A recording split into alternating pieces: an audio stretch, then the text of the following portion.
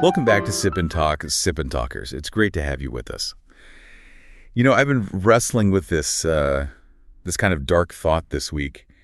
Do you ever look at the news and just feel like history is, I don't know, actively trolling us? Huh. That's a pretty heavy way to start things off. But yeah, I mean, especially with what we're talking about today, I kind of get where you're coming from. What's the historical echo you're hearing? Well, okay, think back, right? 19th century, the Opium Wars. You had critics in China saying, look, the British Empire, they used opium to basically poison us, ruin the country. Mm-hmm. Led to that whole century of humiliation. Right, a foundational trauma for modern China. Exactly. Now, fast forward. Today, you've got American critics leveling like the exact same charge against China, but with fentanyl, accusing China of poisoning the West, through these precursor chemicals. Yeah, that parallel it's pretty unsettling, isn't it? How neat it is. You know, back then, it was these huge British warships basically forcing opium imports on China. You know, the accusation is, well, it's container ships packed with chemicals going the other way across the Pacific. The methods changed, right? From like raw opium from plants to really sophisticated synthetic chemistry. But the alleged goal? The alleged goal, yeah. Destabilizing society through addiction. That part feels eerily similar. So it's not a fleet carrying the finished drug. It's these massive cargo containers just full of specialized ingredients. Precisely. And, you know, what's really crucial for everyone listening to grasp is that this whole debate has, ballooned way beyond just a drug problem. It's tangled up with huge geopolitical tensions, massive public health crises, and, yeah, absolutely, that deep historical memory, maybe even payback. People are definitely calling it the new opium war, or framing it as, these two superpowers locked in a kind of chemical Cold War. The stakes are just incredibly high. Okay, so that sets up what we need to tackle here at Sip and Talk today. Yeah. The big question.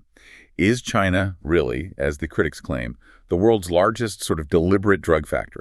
Or is this whole thing just, a convenient political story, a new way to find a scapegoat, maybe distract from problems closer to home in the West? That's exactly the tightrope we got to walk today, Sip&Talkers. We need to look past the shouting, right? Both the American anger and the Chinese defensiveness. We got to dig into the facts, especially around the big regulatory moves that happened around 2025. Yeah. And figure out, okay, is Beijing intentionally letting this happen, poisoning a rival? Or is it just massive, incredibly profitable negligence? Maybe because enforcement is just too fragmented over there. All right. Get ready, everyone. Grab your coffee or maybe something stronger because we're diving into a deep end.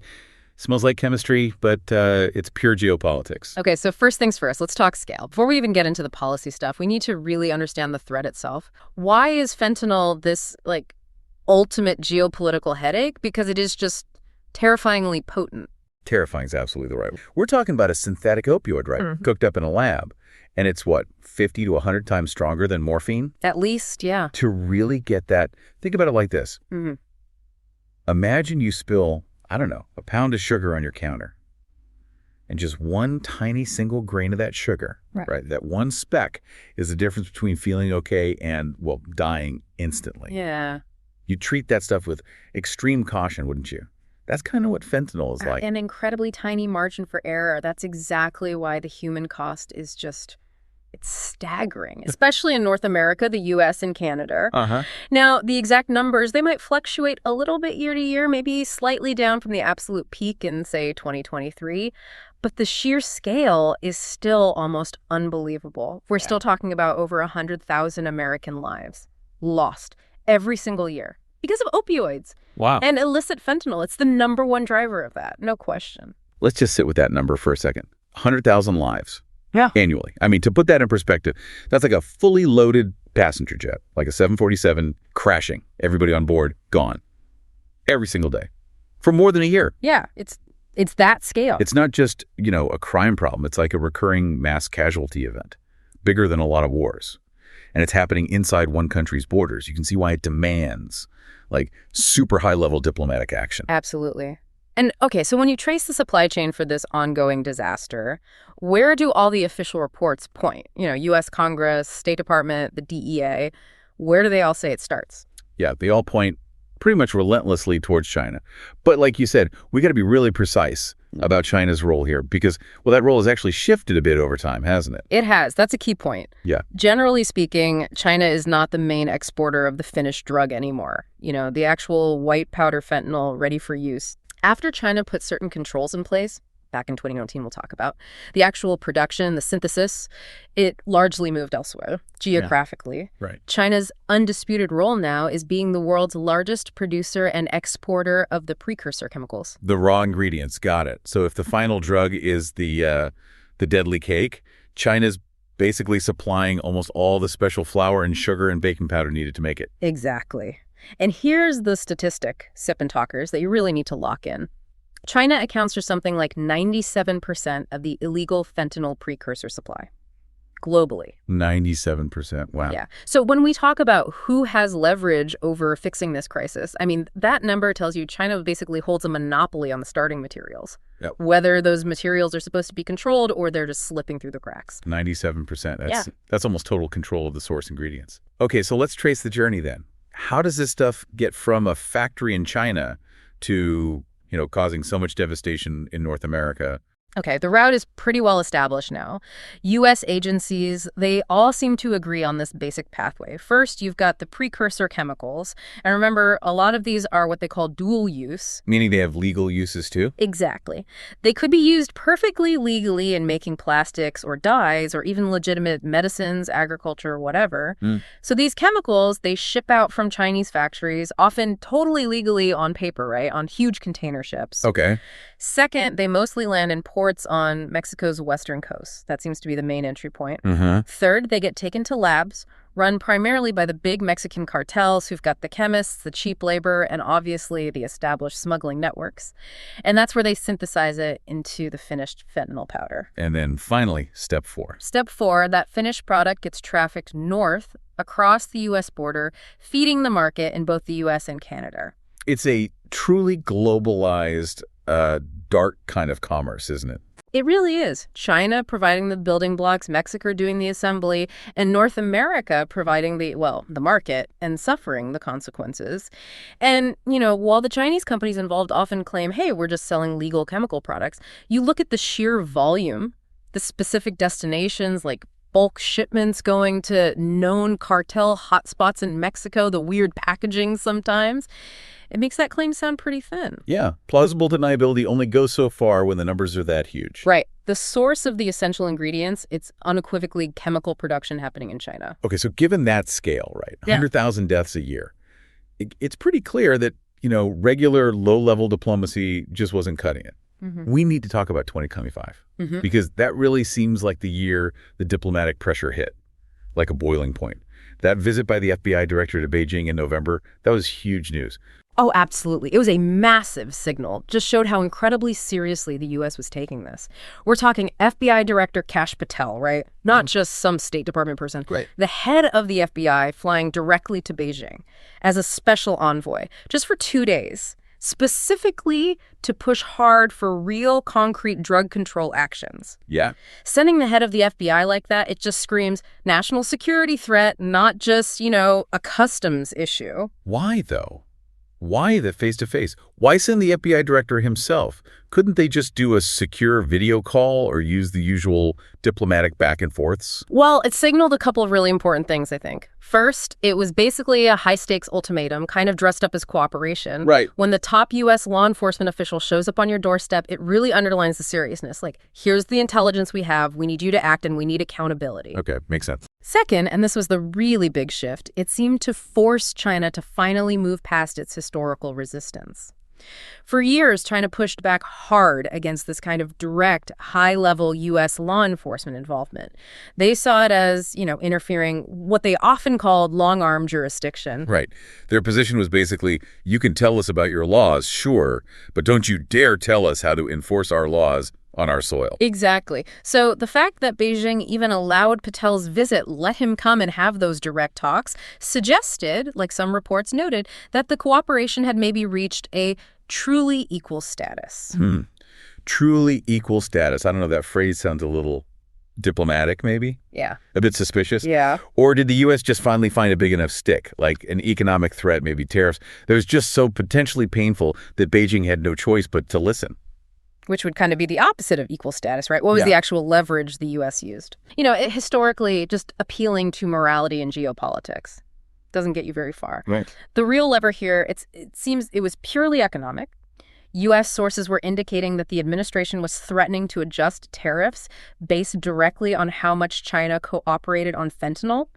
Specifically, they floated the idea of adjusting existing duties, maybe increasing tariffs beyond the, say, 10% rate that was already in place on some goods, or maybe even targeting duties only at specific chemical export sectors linked to the problem. Okay, so the stick wasn't you're committing a crime. The stick was this is going to cost you money. A lot of money. Yeah. They weaponized the trade relationship. That's exactly it. For Beijing, the threat of a major disruption to their very profitable chemical export industry, which was already kind of sensitive because of ongoing trade tensions anyway, it made real cooperation suddenly an economic necessity. It forced this cold calculation. Okay, do we implement these tighter internal controls, spend the political capital, maybe upset some powerful companies, or do we face a direct economic hit that affects thousands of manufacturers and, national revenue? So the U.S. basically said, look, we're going to make it financially hurt more for you to let these precursors flow out than it will for you to actually crack down on them. That's the kind of language that gets attention. It seems to be. And look at the timing, right? It totally backs this up. The FBI director leaves Beijing, and literally within days, China announces this huge, sweeping new set of regulations, the biggest expansion we'd seen in years, and it directly addressed the demands made during those talks. Cause and effect seems pretty clear there. Yeah, it really does. Okay, so let's dig into the details of that regulatory counterpunch that came right after the FBI visit in November 25. This wasn't just like a small adjustment. This was a major policy shift, a real mobilization of state power. And you mentioned it wasn't just one ministry issuing a memo, right? This came from the top. Yeah. Absolutely. The scope was just unprecedented. You had 5 central government departments involved.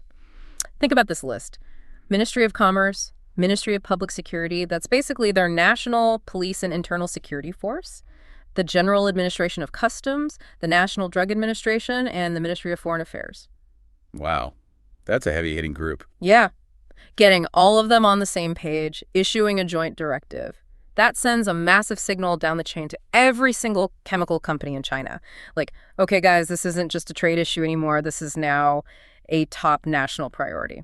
So what were the biggest, most concrete changes they announced, especially regarding, what chemicals were controlled and who they were controlling exports to? 2 immediate, really significant changes jumped out in those export catalog adjustments. First, the new target countries. Okay. China specifically added 3 high-risk countries to their export control list for certain precursor chemicals. And those 3 were the United States, Mexico, and Canada.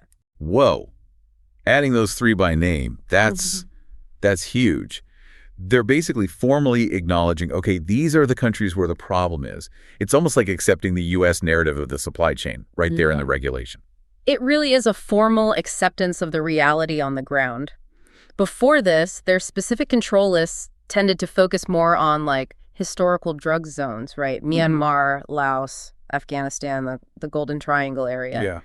By adding the U.S., Mexico, and Canada, they were officially recognizing, okay, this is where the synthesis is happening now, Mexico, and this is where the end product is being consumed, U.S. and Canada. Okay, that's country targeting.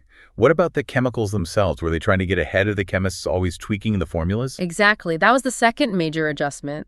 They added 13 additional specific chemical items to the export control catalog. These are chemicals identified as fentanyl precursors. And importantly, the control was specifically for exports to those 3 North American countries. 13 more. Yeah, and this is critical because it goes beyond just the main well-known precursors. It's trying to catch all those slightly different variations, the analogs, the substitutes that illicit chemists cook up really quickly to get around existing rules. It's like trying to finally win the game of chemical whack-a-mole. Okay, so more specific about what was controlled and where it couldn't easily go. But you said the enforcement mechanism itself got a major upgrade too. Like they brought the full legal weight of the state down. Oh, yeah. The announcement basically weaponized a huge chunk of Chinese law to give these new rules real teeth. They explicitly cited a whole bunch of existing laws. Criminal law, customs law, the anti-money laundering law, even the cybersecurity law, foreign exchange controls, you name it. Wow. So this wasn't just, hey, don't export these chemicals. It was, If you facilitate this trade, we can now come after you using the full force of laws covering everything from financial crimes to national security. It dramatically expanded the legal tools they could use to prosecute companies and hold individuals accountable. That changes the whole risk calculation for a Chinese chemical company, right? Before, maybe you're worried about a customs fine. Now, you could be facing serious charges under anti-money laundering laws if you try to hide the payments, or cybersecurity laws, if you like. Falsify digital records. Precisely. And the burden, the responsibility, was explicitly shifted very heavily onto the companies themselves. The chemical firms, the pharma factories, they were basically told, you are now part of the enforcement mechanism. How so? They were required to rigorously vet their foreign buyers, like, know your customer rules, but on steroids. They have to understand the real end use of the chemicals, not just accept paperwork. They have to save all the records, have proof. And they were warned specifically to look for red flags. Like what kind of red flags? You know, the classic stuff. Sudden changes in shipping methods, unusually large or high-value orders for samples, requests to mislabel the chemicals on the shipping manifest to try and fool customs.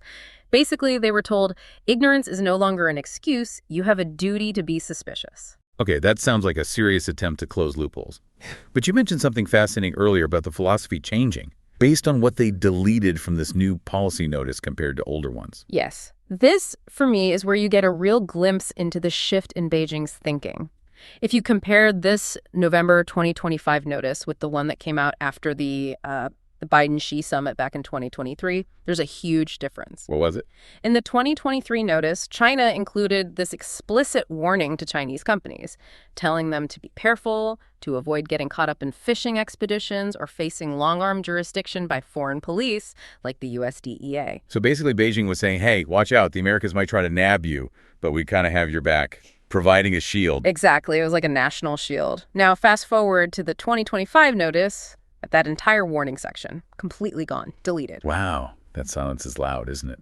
What's your read on that deletion? I think it signals a really profound change in attitude. The implication now seems to be if you, a Chinese company, get caught helping drug production overseas, say by U.S. or Mexican authorities, that's now considered internally like self-inflicted damage.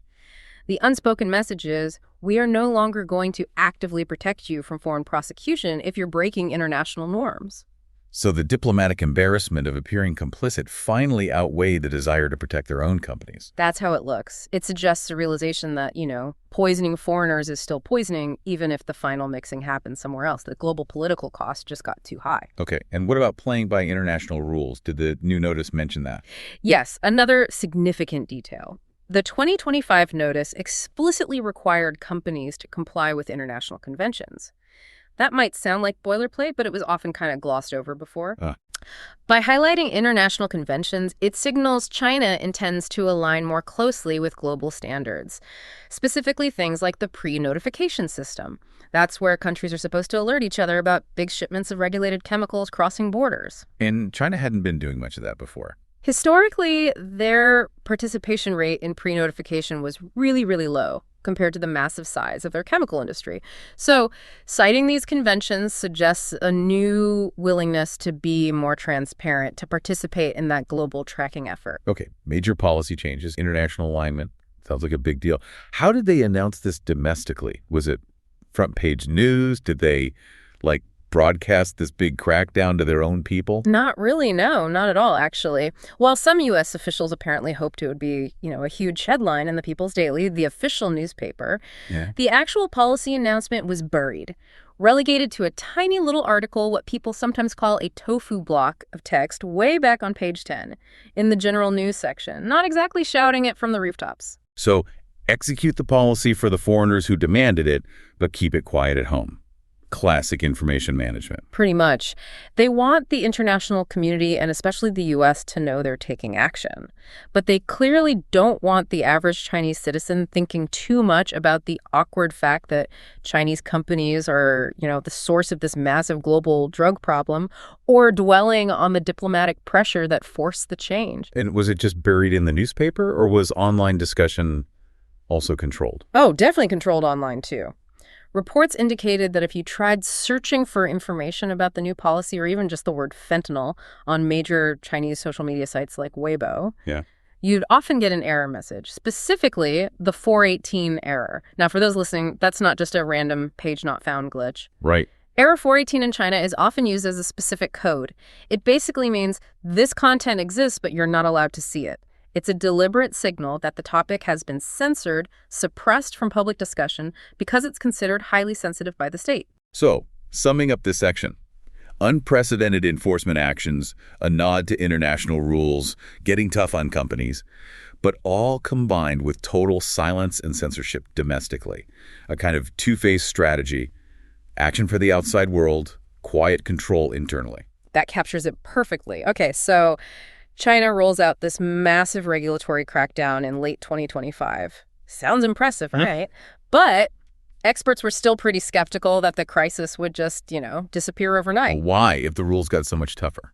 Because the underlying supply chain is just incredibly slippery. It's riddled with really sophisticated loopholes and driven by these massively powerful economic incentives that are just notoriously hard to stamp out completely. Okay, let's start with the basic problem you mentioned earlier. Yeah. The whole dual use thing. How does that create loopholes? Well, that's the fundamental legal shield for these companies, right? We're talking about chemicals that genuinely do have legitimate industrial uses, maybe in massive quantities for making plastics or specialized dyes, or as intermediates in producing perfectly legal pharmaceuticals. Mm-hmm. So a Chinese company can produce paperwork that looks completely clean. Oh, we're just exporting this chemical compound to a broker in Mexico. It's for making, agricultural products. They can claim total innocence because the chemical could be used legally. But were their operations really that discreet? Didn't we see evidence that these precursors were being sold pretty openly? No, absolutely not discreet in many cases, yeah. Many of these precursor chemicals, not just for fentanyl, but also stuff like ephedrine, which fuels the huge meth problem in Asia, they're being advertised and sold quite openly on public Chinese websites, even on the international versions of huge platforms like Alibaba. Like just listed for sale? Pretty much. I mean, they might use slightly disguised chemical names or maybe list the formula instead of the common name. But anyone in the illicit drug trade knew exactly what they were looking at. It was like this giant, open online marketplace for the ingredients needed by drug manufacturers worldwide. Okay, if they're selling them that openly, surely the authorities could track the money, right? Especially in China, where financial controls are supposed to be super strict. But you're saying the money trail itself was a huge loophole. This is where the story gets really, really interesting. And honestly, where the evidence starts to point towards something maybe more than just, accidental negligence or fragmented enforcement. How so? Okay, China has incredibly strict rules domestically banning cryptocurrency trading, right? They clamp down hard, citing worries about financial stability, capital flight, all that. Basically, ordinary citizens and most companies are forbidden from dealing in crypto. Yeah, I remember that. Big crackdown. Right. However, reports found that a significant percentage of these chemical precursor companies, the ones exporting the drug ingredients, were accepting cryptocurrencies, especially Bitcoin, as their preferred payment method from foreign buyers, like the cartels.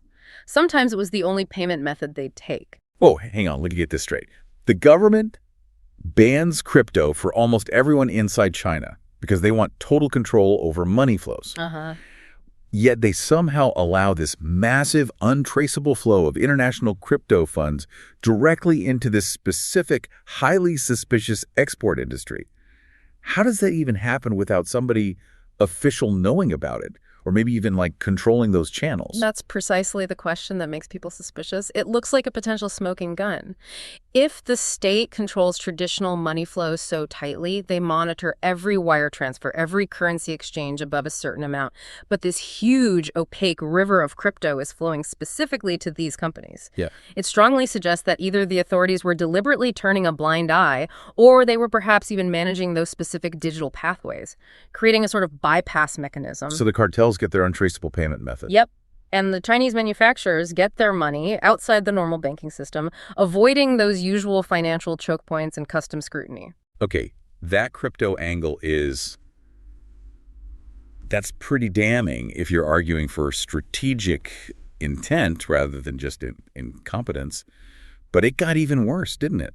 They weren't just selling the stuff and taking crypto.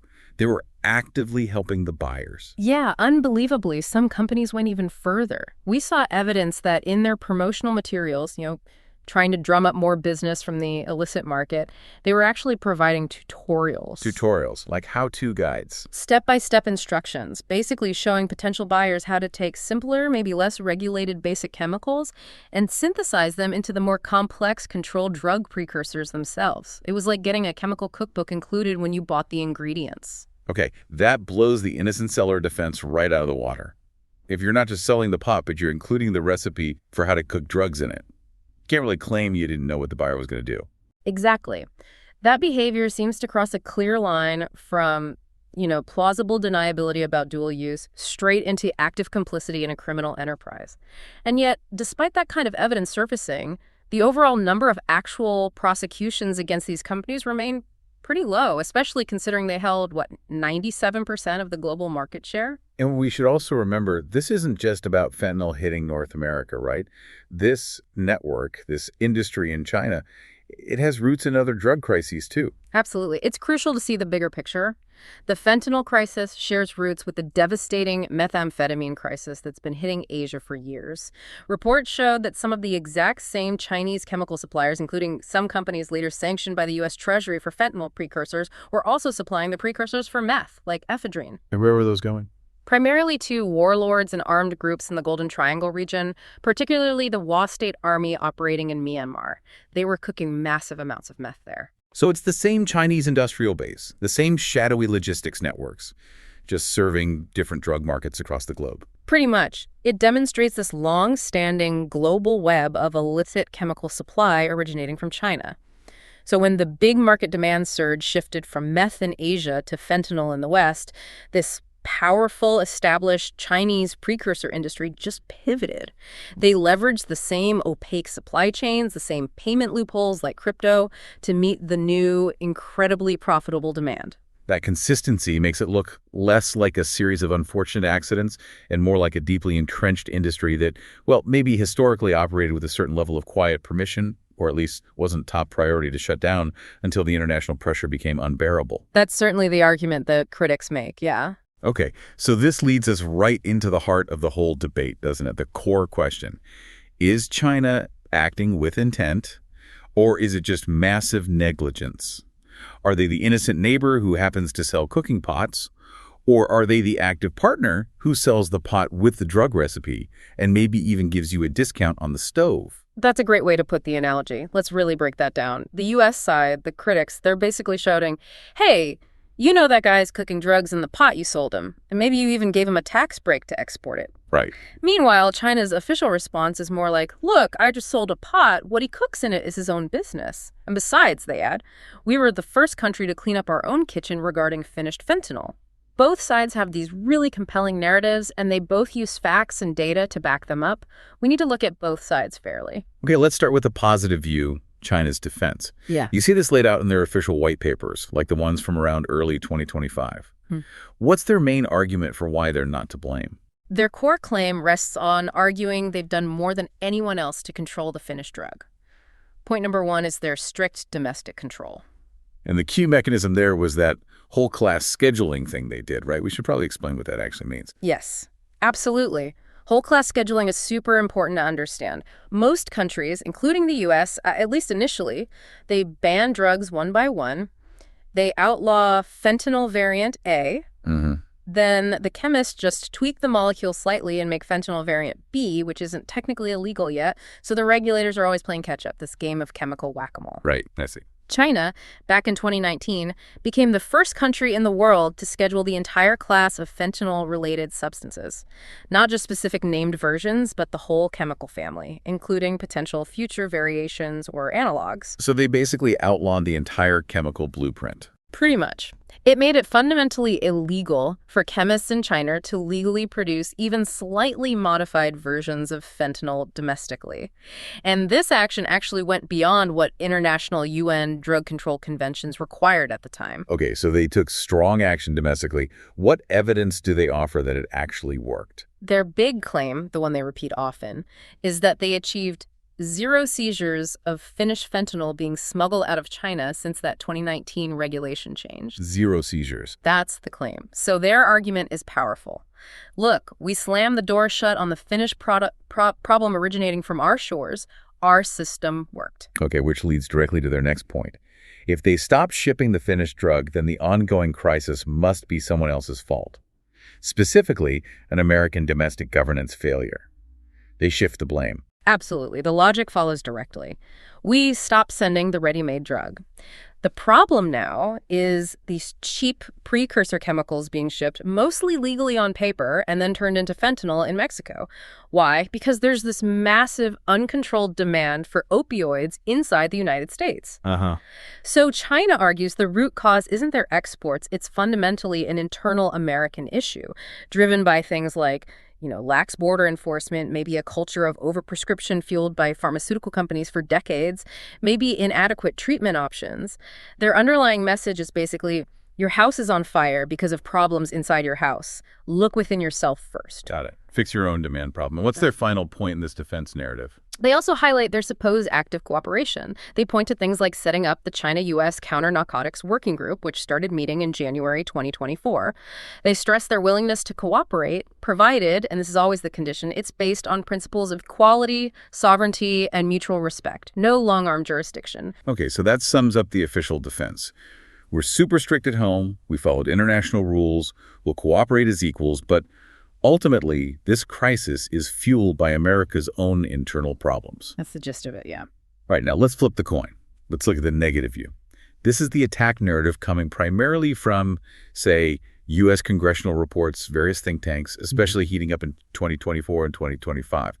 They see this very differently, not as negligence, but as something more permissive, even strategic. Yeah, this narrative is obviously much more critical, much more damning.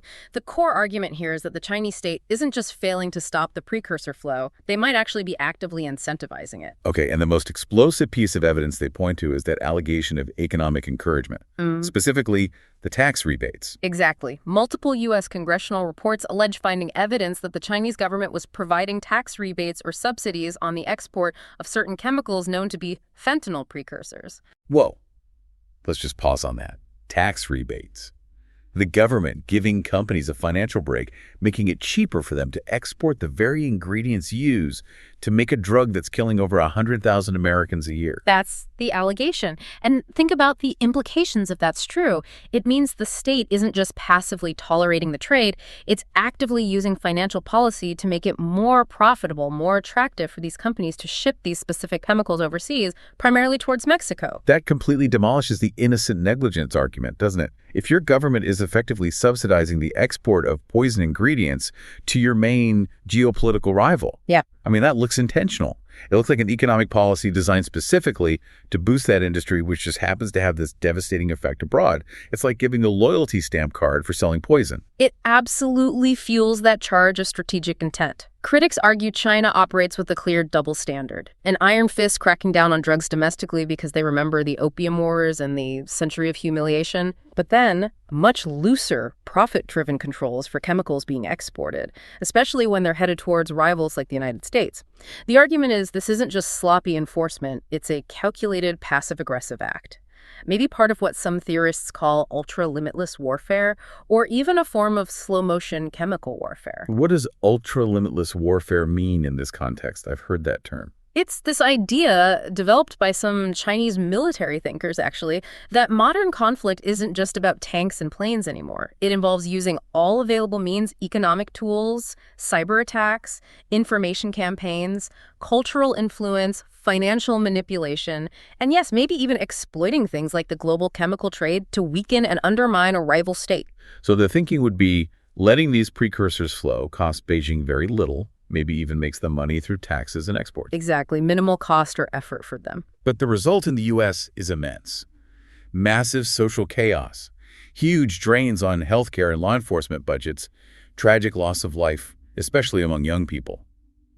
It achieves a strategic damaging effect without ever firing a missile. That's the core of the ultra-limitless argument in this context, and it leads directly to the third major accusation from the critics, that China was using fentanyl control as a diplomatic bargaining chip. Meaning they turn the enforcement on and off depending on what they want from the U.S. Precisely. We saw politicians like Senator Rubio was quite vocal about this, explicitly accusing Beijing of treating their ability to control precursor flow like a faucet. They could tighten it up when they wanted concessions from the U.S. on other issues like tariffs or Taiwan or tech restrictions, and then maybe loosen the grip again if they didn't get what they wanted. So the very fact that they can crack down when sufficient pressure is applied, like after the FBI visit, kind of proves they had the capacity all along. That's the logic, yes. If they can suddenly find the will and the means to implement sweeping controls when threatened with tariffs, it suggests the lack of control before wasn't due to inability, but perhaps due to a lack of political will, or seeing it as a useful point of leverage. Withholding enforcement becomes a strategic tool itself. Okay, and finally, there's the charge of enforcement hypocrisy. Even after the big 2025 announcements, critics weren't fully convinced. Why? Well, while China did make a show of arresting some individuals, and they dissolved one fairly well-known precursor company called Hubei Oaks, critics pointed out that this seemed like a drop in the ocean. Compared to the thousands of chemical companies involved in making up that massive 97% share of the global precursor market, the number of actual prosecutions remained really small. So the actions looked more symbolic than systemic. That was the criticism, that these were perhaps gestures designed to appease international pressure temporarily, rather than representing a genuine, deep, long-term commitment to completely dismantling the entire illicit precursor export industry within their borders. Okay, so we're caught between these two narratives.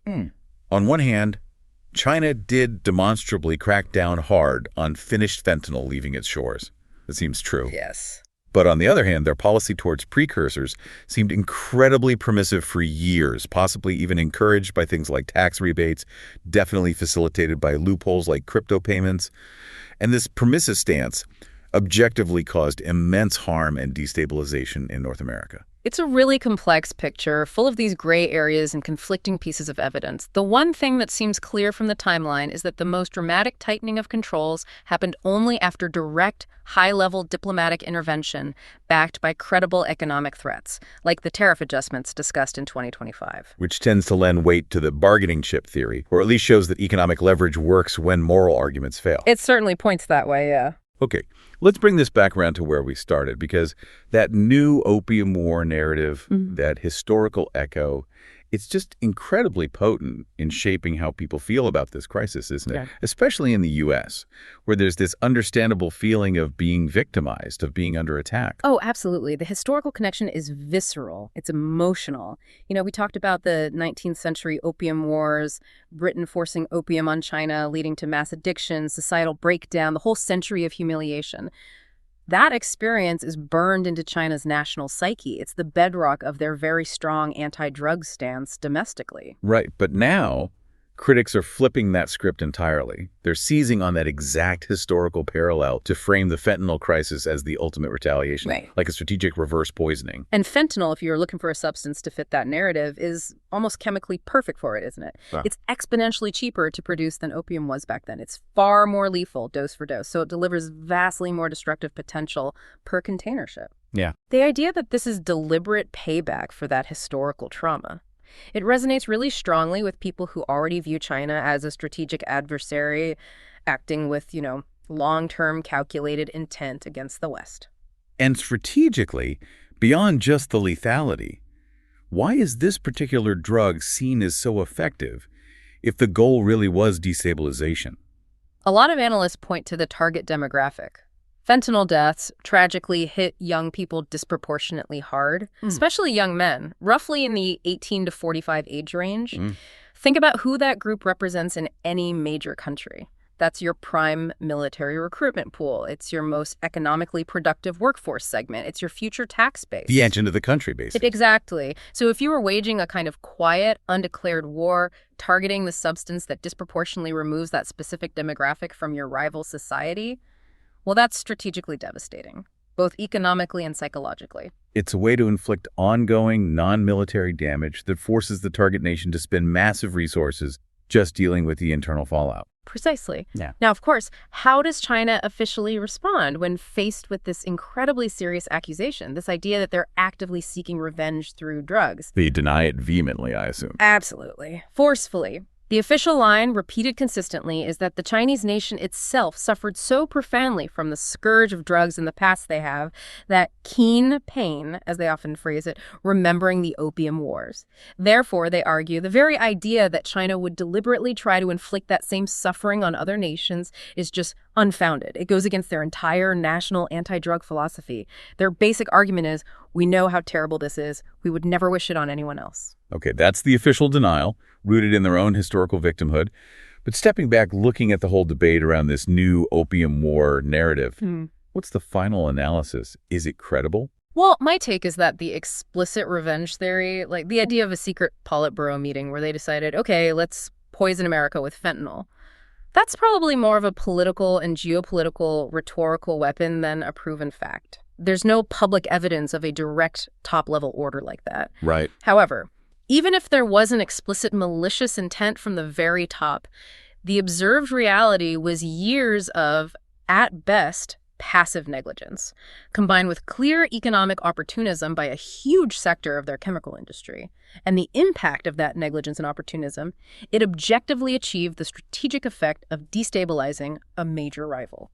So intent versus impact, whether they meant to cause harm or just didn't care enough to stop it while making money, the end result looked hostile anyway. You hit the nail right on the head. The effect was undeniably hostile regardless of the precise initial intent. And that's why the new Opium War narrative became so powerful. It provided a simple, emotionally charged explanation for a devastating crisis, and it perfectly fit into the broader narrative of U.S.-China great power competition. Ultimately, the fentanyl crisis became this intense political battlefield.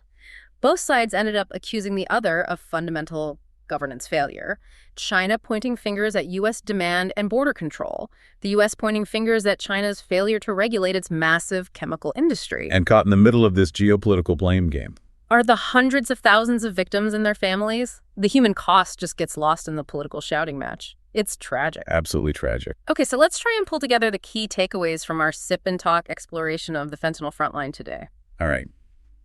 It seems pretty clear there's this dual reality, right? Fact one, China did successfully crack down on the export of finished fentanyl powder after 2019.